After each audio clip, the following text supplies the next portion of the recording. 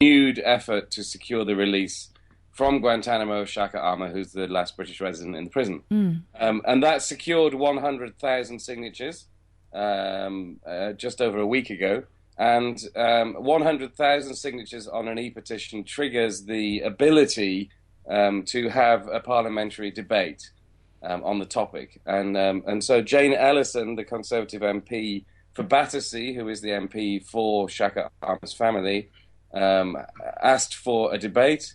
And there was a debate in Westminster Hall today. The intention is that, they will move on from this and actually secure time for a debate in the actual House of Commons. But what they had today was in Westminster Hall. It was Jane Ellison proposing the necessity to step up action for Shaker Aamer, other interventions from other MPs, and then a statement in response from Alistair Burt of the Foreign Office.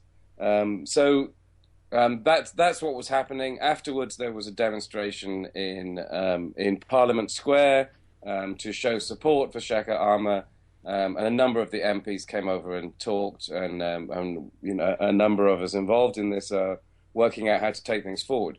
I think the important thing is that I think the people who spoke today were all fantastically eloquent and well informed, and on the side of truth and justice when it comes to the case of Shaker Aamer. And although the government was rather cagey in response, I think it's important how much this story has now been put in front of the public. And actually, in a parliamentary manner, it was very useful today that there were MPs who came along to make comments who haven't been involved before. Such as, name names, who's taking an interest? Well, there were a couple of MPs that I know haven't specifically been involved in the Guantanamo in the Shaker Aamer case before.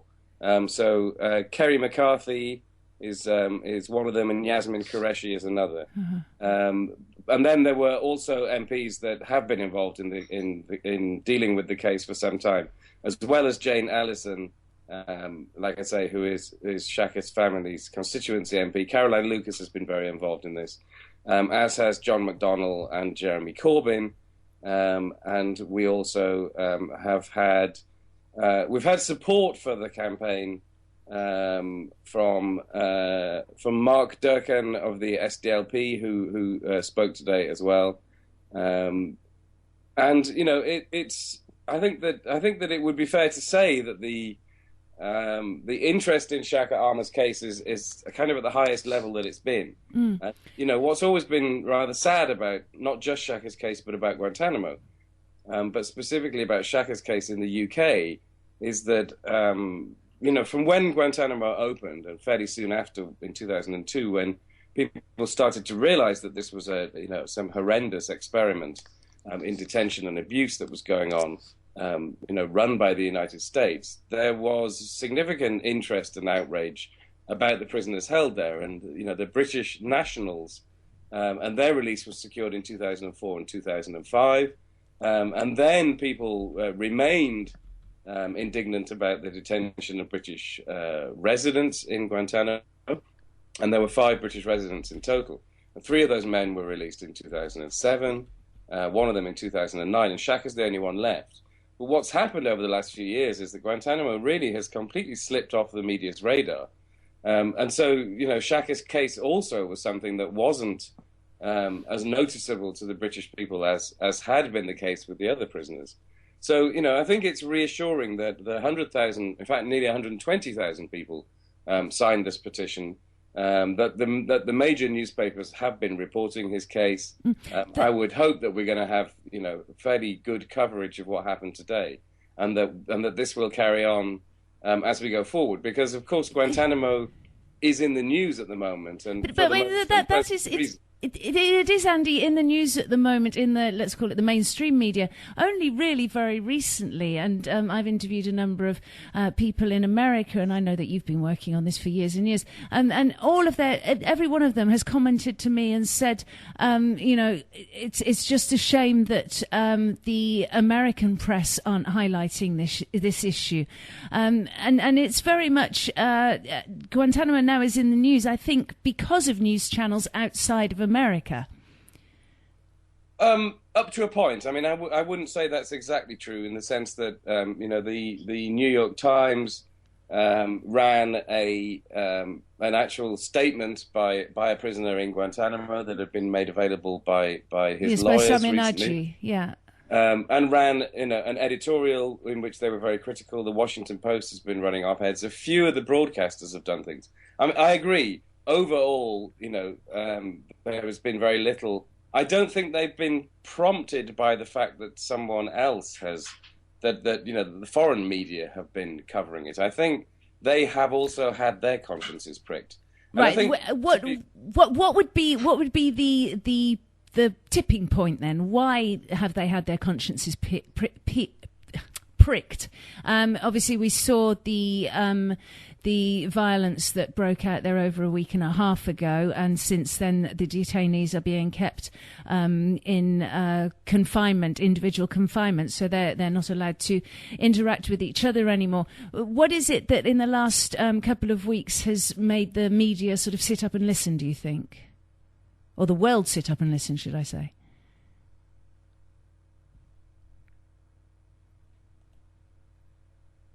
Hello?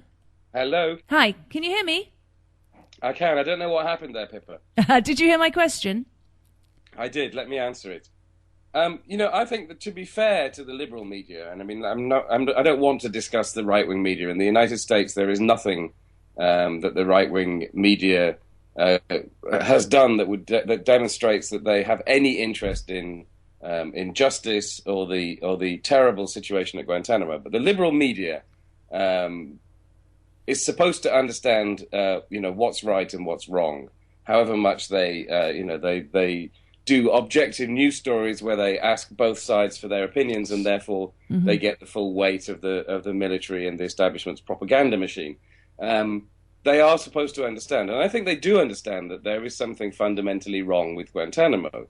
What's happened is that from a position where it was discussed when President Obama came into office, or let's go back further, under President Bush in his second term, there was a lot of open criticism about Guantanamo, and there was a lot of reporting, and there seemed to be movement that was leading to the position that President Obama was there to take, which was, here's a replacement for President Bush. He's a man who knows right from wrong and is going to sort out what happened. And when, for a variety of reasons, including the president's own responsibility for this and obstruction in Congress, everything got shut down, the media kind of drifted off as well. Now, for the last, I'd say at least for the last 16 months, all of us who've been campaigning for Guantanamo have been pumping out one particular message, which is that there are 166 men at Guantanamo. I mean, there's only been a few more than that over this period.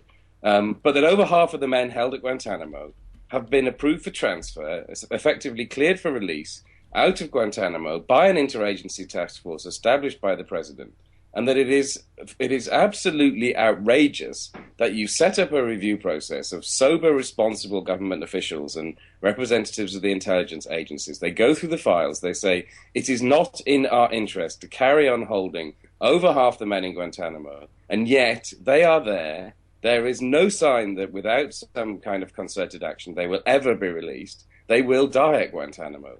One of the things that the media did pick up on in September was when exactly that happened. One of these men, a Yemeni called Adnan Latif, died at Guantanamo. And I think that what happened when the hunger strike started this time, and then the stories were coming out from the lawyers that this was on quite a big scale, then suddenly when that was backed up with these facts that we have been pushing out for all this time to say, you must understand how outrageous does something have to be before you will, report on it properly. I think that's why it's pricked their consciences. And it feels a little bit to me as though what's happened over the last, say, month and a half is that is that it's kind of been like an energy amongst the media in which they've understood that this is a story. Now, what worries me now, of course, is that in the wake of the Boston bombings and the outrageous hysteria, I have to say, in response to that, is that there will be a backlash, and it's a question of, I think, whether the liberal media will maintain their focus on Guantanamo and not be swayed by the tsunami of black propaganda that's going to come gushing out of the right-wing organs as a result. Well, of course, we've recently as well had the 600-page report, the Constitution Project, which stated really categorically and just beggars belief. Actually, they said the kind of considered and detailed discussions that occurred after 9/11 directly involving a president and his top advisors on the wisdom, propriety and legality of inflicting pain and torment on some detainees in our custody, and goes on to document how President Bush and those around him actually colluded in designing a holding centre whereby torture would be used to the extent that it has been in Guantanamo. Now, I mean, that in itself, one would imagine, Andy, is internationally a crisis point that should be able to be addressed by the international community. Well, yes, you would think that, except that, the United States has persistently demonstrated that actually it doesn't care less what the international community thinks. It can be prodded in the right direction to a certain extent, but fundamentally, I would say, one of the main problems that the United States has is that it doesn't care what other people think sufficiently. It's maybe the position that the preeminent superpower, if the United States still is that, but it certainly claims to have that title, is in a position to ignore everybody else because they're the top dog. But there's no pressure that can be exerted from outside the United States that has an impact. There's no court that anybody can be... Let me ask you a question, Andy, if I can interrupt you. To apologise for that. Then why the seeming optimism that you are carrying, having come away from the parliamentary debate regarding Shaker Aamer? Who's to say that because 100,000 people in the United Kingdom have signed a petition because they're outraged by the way this man's been treated, that this is going to have any influence? Well, I mean, simply because I am hoping that the President of the United States is not going to leave office after 8 years, having promised on his second day in office that he would close Guantanamo, with an ever increasing number of coffins being the only way that any of the men in Guantanamo can be released. Now, if he hadn't said he would close the prison, if he hadn't gone through a review process, he would be in a slightly better position to say to the world, I don't care that these people who are held without charge or trial are dying at my prison and that none of them may ever be released because, the Bush administration told you all they were bad guys. Yeah. That's good enough for me. Now, he would not get away with that in terms of that being acceptable internationally. Nor, should I say, does he get away with that being acceptable to people within the United States who care about and respect the law. And despite the propaganda over the last 11 years, there are people who are Democrats, Republicans, across the board. There are people who know what right and wrong is, and who know that everything that Guantanamo stands for, and the way that the people are deprived of their liberty without due process, is an absolute abomination, legally, morally, and ethically. So President Obama should understand before his 8 years are up that the history books will record him, in a very, very dark and failed manner if he doesn't do what he promised to do. But, I mean, he's gone one step further. He's actually shut down the department that he put in place to deal with the closure of Guantanamo. That now has had its funding revoked. So, I mean, his intention to deal with the situation at Guantanamo by closing it down is obviously non-existent. Well, kind of. I mean, I tend to think that office was more about the resettlement of prisoners than the closure of Guantanamo. So the resettlement of those prisoners who haven't been cleared for release, is that what you're saying? Sorry, say that again? So the resettlement of any prisoners who haven't been cleared for release. Well, no, what happened was that the United States had to either send people home or, in many cases, had to send prisoners to third countries because it wasn't safe for them to be returned home. President Obama has released about 70 prisoners, and a lot of those people were sent to third countries because they were from China, they were from Syria, they were from Libya, they were from countries that it wasn't safe for them to go home. And Daniel Freed was, largely responsible for a huge amount of negotiations around the world to get countries to take in these people. And part of the problem was that the United States, at every level of government, refused to rehouse any cleared prisoners within its own borders. And also, quite early on, the Congress made it clear that they were not going to allow President Obama to open a prison on the U.S. mainland and move the people from Guantanamo there and then take it on from there, which was his initial plan. So, Dan Freed's job, in many ways, had stopped. I think that the issue is not that particular department and that particular job was closed, but that President Obama should appoint somebody new whose specific job is to deal with the closure of Guantanamo and all the issues that are involved in that. And at the moment, we appear to have a president who's not doing anything. Now, behind the scenes, I would imagine there are discussions taking place, but in the outside world, we're not hearing a thing. So the conclusion is that he doesn't care. Well, is it that he doesn't care, or is it that he's very, very concerned that with the closure of Guantanamo, obviously there comes the inevitable body of witnesses as to actually what has gone on in there? I've just been speaking with Lieutenant Colonel Samuel House in Guantanamo Bay, who's Deputy Director of Public Affairs, and his one of the phrases he kept repeating is that our interest is to keep the detainees in safe, secure and humane conditions, and explained why. He carried on explaining why. And when we spoke about enteral feeding, the issue of force feeding, and I said to him, am I right in assuming that the issue around the force feeding of individual detainees is perhaps more about what would happen if one of those detainees was to die due to chronic malnutrition, now that the world is focused upon Guantanamo? Yes, we've seen death there before, but there was not this kind of focus. If one of those hunger strikers was to die now that the world's eyes is upon Guantanamo, what's that going to do for the American government?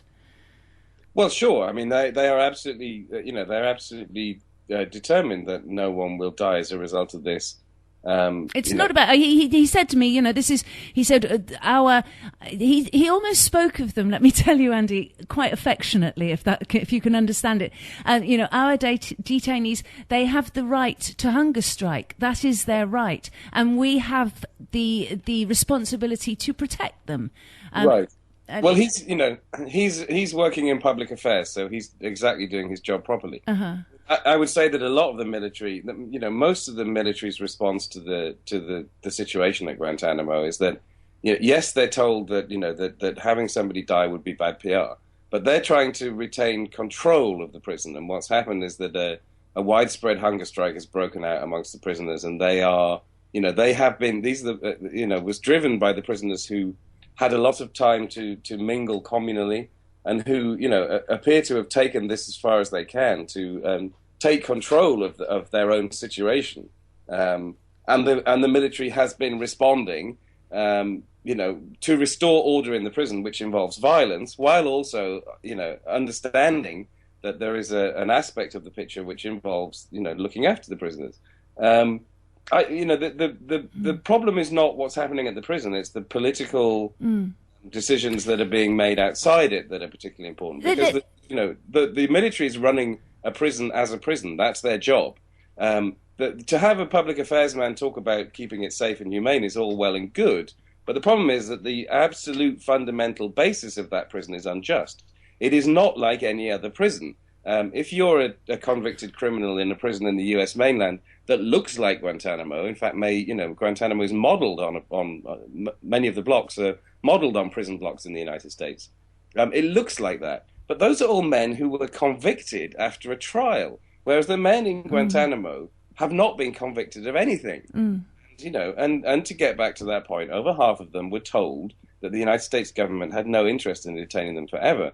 So although they may be doing their best to try and look after them, there is no way. Well, look after or contain them, really. I mean, there's no issue that they're being looked after. The fact is they're being contained. And to suggest that certainly perhaps it's safe to keep them individualised and be able to monitor them, but certainly humane. You can't refer to humane conditions in the conditions that these people are being kept, and especially those who are being subjected to force feeding, because as we saw in the article that was snuck out of the prison by I forget his name now, by Samir Mokbel, the Yemeni. Yes, Samir Mokbel. The force feeding itself is akin to torture. So, I mean, it's very clear that these individuals inside Guantanamo are living through a hell at this moment in time. And that brings me, if we can just go back to where you've been this afternoon, the parliamentary debate and the protest for Shaker Aamer. There's an individual who comes from England, who has people such as yourself and MPs fighting for his cause. Those Yemeni prisoners, some of them who were perhaps literally taken, blindfolded, put on an aeroplane and incarcerated, what kind of hope for them? They must have no window of hope in the way that Shaker Aamer does have. Well, yes, I think that's the case. And, the thing with Guantanamo, I think, has always been that, first of all, it tests people's individual strength in a way that we can only imagine. Would we be able to cope? Would we crumble? We don't know. If we were put through it, we would find out. But, that's the first thing that I always think.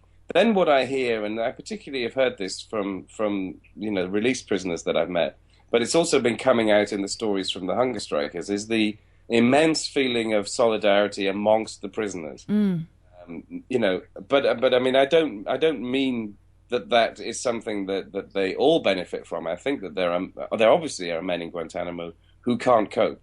How many of those? I have no idea, but I would imagine that it's dozens of the 166 men still held who are deeply mentally scarred by what's happened to them. Some of them who may be, pretty much unable to function. But I've always been impressed by the solidarity amongst the prisoners, where they have been in this together and have given each other. Would you not then agree that perhaps what we saw on, I think it was the 13th or around about there of this month, whereby the guards went in and stopped the communal living and the integration that these prisoners were able to have, and now are keeping them confined individually. They've perhaps broken one of the last bastions of some semblance of comfort that these guys had.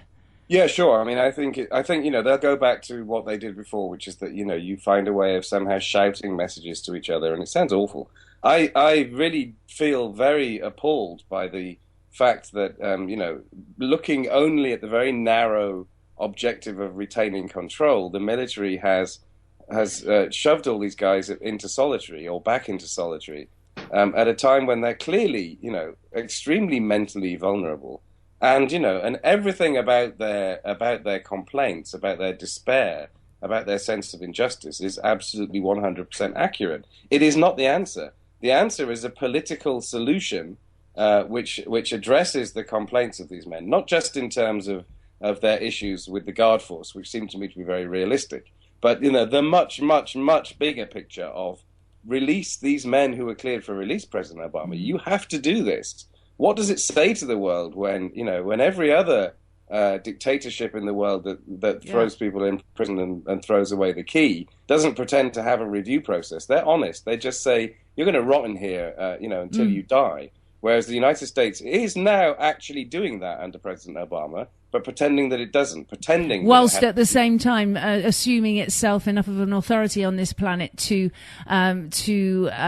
suggest that those regimes that do incarcerate people without trial should have the full force of international law brought down upon them, but that doesn't apply to themselves. No, absolutely, and it is disgraceful for the Yemenis. I mean, I do think there's an element of the Yemeni detention story that must be, added despair for these men, because they, not only not only are they stuck with the particular problem of the obstructions that Congress has put in the way, but President Obama specifically banned their release from Guantanamo in the wake of the failed underwear bomber in Christmas 2009, who was a Nigerian man but who had been recruited in Yemen. That was when President Obama responded to this uproar in the United States by imposing a ban on releasing any of the Yemenis that his own task force had cleared for release. And they constitute 2/3 of those 86 men who were cleared for release.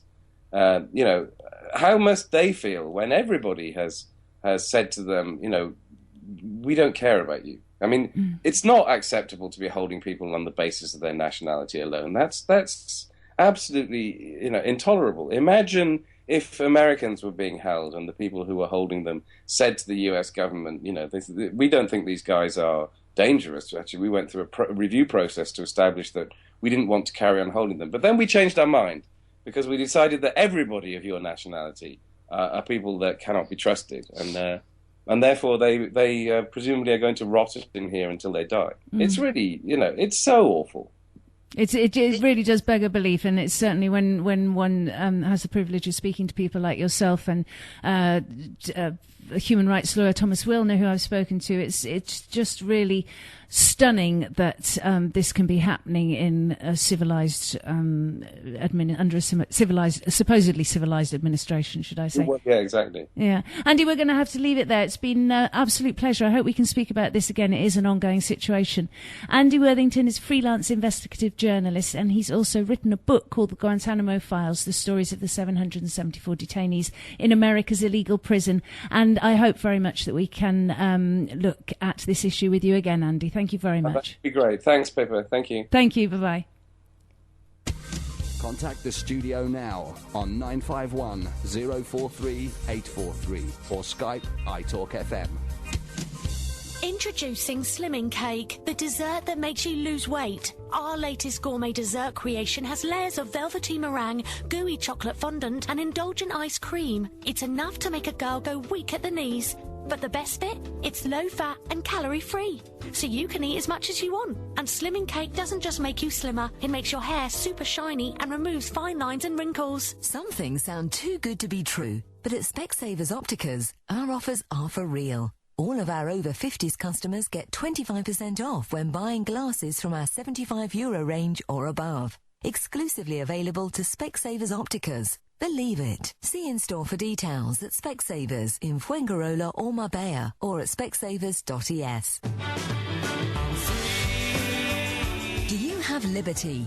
Experience your liberty with Liberty Seguros. Wherever you are or whatever you need, with Liberty Seguros, you're always covered by a wide range of products tailor-made with you in mind. And you now get €50 cashback on your new car or home insurance if you pay by direct debit. Go to libertyexpatriates.es for an instant quote or the name of your nearest broker and get your €50 cashback. Liberty Seguros, the expat's #1 choice. Offer valid until the 31st of May. Premiums must exceed €450 for car insurance or €275 for home insurance. Not for renewals or replacements. Conditions apply.